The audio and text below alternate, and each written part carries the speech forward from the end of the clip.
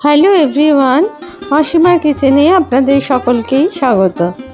ভাতের সাথে যদি লাল শাক ভাজা আর তার সাথে যদি মোরলা মাছের টক পাওয়া যায়, এই গরমের দুপুরে খাওয়াটা কিন্তু খুবই জমে যায়। আজকে আমি এই গরমের দিনে মোরলা মাছের টকের রেসিপি নিয়েই আপনাদের কাছে হাজির হয়েছি। তাহলে দেখা যাক রেসিপিটা। আমি এখানে নিয়েছি 400 গ্রাম মোরলা মাছ। সেই মাছগুলোকে ভালো করে পরিষ্কার করে ধুয়ে তারপরে এর মধ্যে দিয়ে দিলাম 1 চামচ হলুদ আর 1 চামচ নুন। ভালো করে নুন আর হলুদটা মাছের মধ্যে মাখিয়ে নিলাম। এই মাছগুলো ছিল মাঝারি মাপের মাছ, খুব একটা ছোট ছিল না। আর এই মাছের আমি কিন্তু ফুলকোটা ফেলিনি, তবে আপনারা চাইলে ফুলকোর অংশটা কিন্তু কেটে বাদও দিয়ে দিতে পারেন। তবে অবশ্যই খুব ভালো করে কিন্তু আমি মাছগুলো পরিষ্কার করে ধুয়ে নিয়েছিলাম। অন্যদিকে এই টক বানানোর জন্য আমি নিয়েছি 100 গ্রাম মতো তেঁতুল। এই তেঁতুলটাকে আমি খানিকটা জল দিয়ে ভিজিয়ে রাখলাম আধ ঘন্টার জন্য। আজকে আমি এই মাছের টক এই তেঁতুলটা দিয়ে কিন্তু বানাবো। এরপরে গ্যাসের উপর বসিয়ে দিলাম একটা ফ্রাইং প্যান। আমি এই ফ্রাইং প্যানে রান্নাটা করব। আর দিয়ে দিলাম 100 মিলিলিটার মতো সর্ষের তেল। সর্ষের তেলটা একটু গরম হয়ে গেলে আমি আস্তে আস্তে করে মাছগুলো ছাড়তে থাকলাম। মাছগুলোকে খুব কড়া করে ভাজা যাবে না, একটু হালকা করে ভেজে নিতে হবে, যেন কাঁচা গন্ধটা মাছের মধ্যে না থাকে।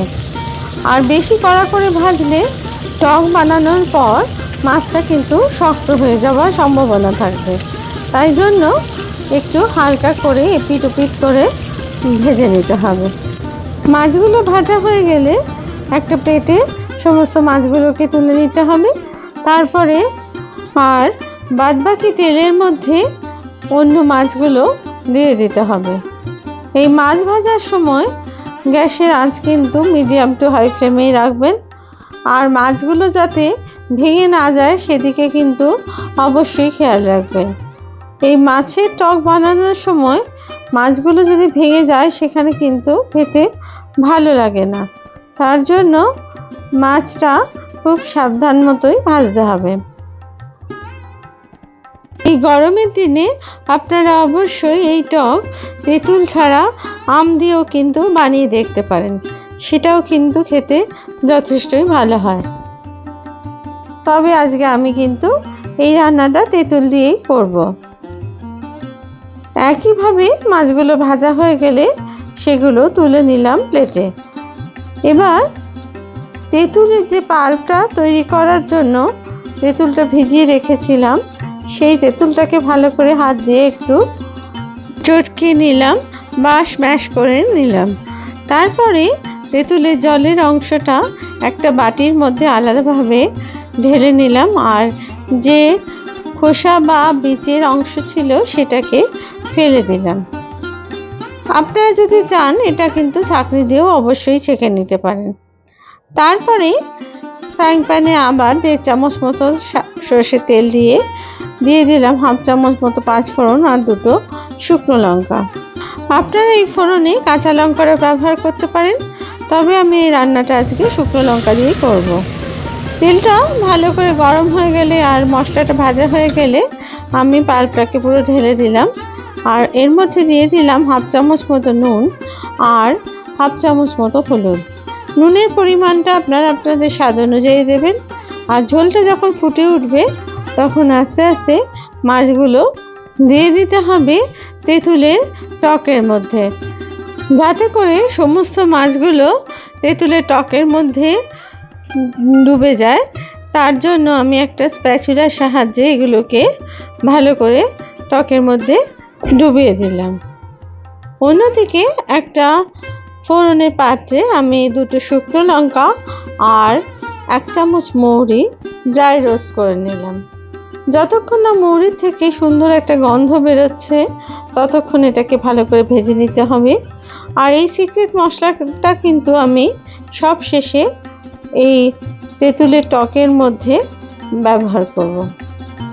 এরপর ঝোলটা যখন ফুটে উঠবে তখন আমি এর মধ্যে দিয়ে দিলাম 75 গ্রাম মতো চিনি। আমি 100 গ্রাম চিনি নিয়েছিলাম, কিন্তু আমি খানিকটা দিলাম না। আপনারা মিষ্টিটা আপনাদের নিজেদের স্বাদ অনুযায়ী অবশ্যই দেবেন। আর সব শেষে দিয়ে দিলাম 1 চামচ ভাজা মশলা, ওই মৌরি আর শুকনো লঙ্কার গুঁড়ো। তারপরে ভালো করে মিশিয়ে নিলাম ঝোলের মধ্যে। ঝোলটা বেশ খানিকক্ষণ ফুটে যাবার পরে যখন চিনিটা একদম গলে যাবে আর ঝোলটা একটু ঘন হয়ে যাবে, তখন বুঝতে হবে যে এই মোরলা মাছের টক এখন একদমই তৈরি।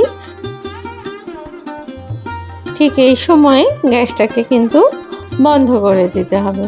গ্যাস বন্ধ করার মিনিট 5 পর এটা আমি পরিবেশন করলাম একটা বাটিতে। আপনাদের যদি এই রেসিপি ভালো লেগে থাকে তাহলে প্লিজ লাইক, শেয়ার আর কমেন্টস করতে ভুলবেন না।